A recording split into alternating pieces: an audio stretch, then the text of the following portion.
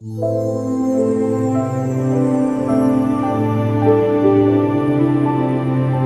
విషయముల యందు నాకు స్వాతంత్ర్యం కలదు కానీ అన్నియు చేయదగినగా.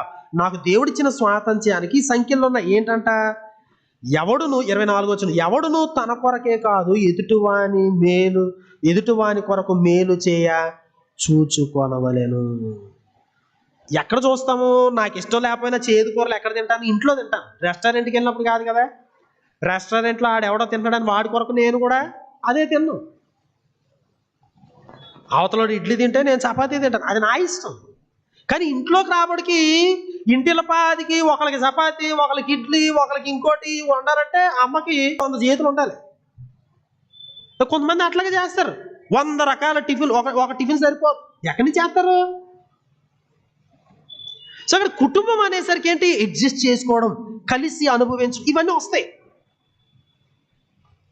సో ఇదనమాట. ఏది, ఎవడను తన కొరకే కాదు ఎదుటివాని కొరకు మేలు చేయాలి.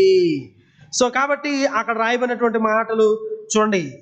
28 అయితే ఎవడైనా మీతో ఇది బలి అర్పింపబడుతుందని చెప్పిన ఇలా అట్లు తెలిపిన వాని నిమిత్తము మనస్సాక్షి నిమిత్తము తినకుడి. మనస్సాక్షి నిమిత్తం అనగా నీ సొంత మనస్సాక్షి నిమిత్తము కాదు, ఎదుటవాని మనస్సాక్షి నిమిత్తమే.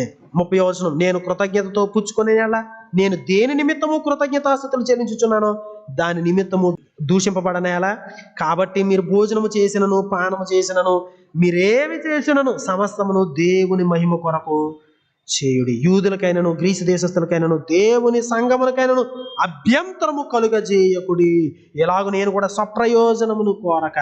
కుటుంబం బల్లను సమీపించినప్పుడు మన ఫ్యామిలీ, ఇక్కడ ఉన్న వాళ్ళందరూ కూడా సహోదరులు సహోదరులు, ఆ సెన్సిటివిటీ లేకుండా బల్లను ఆచరిస్తే సంహరించబడతాం.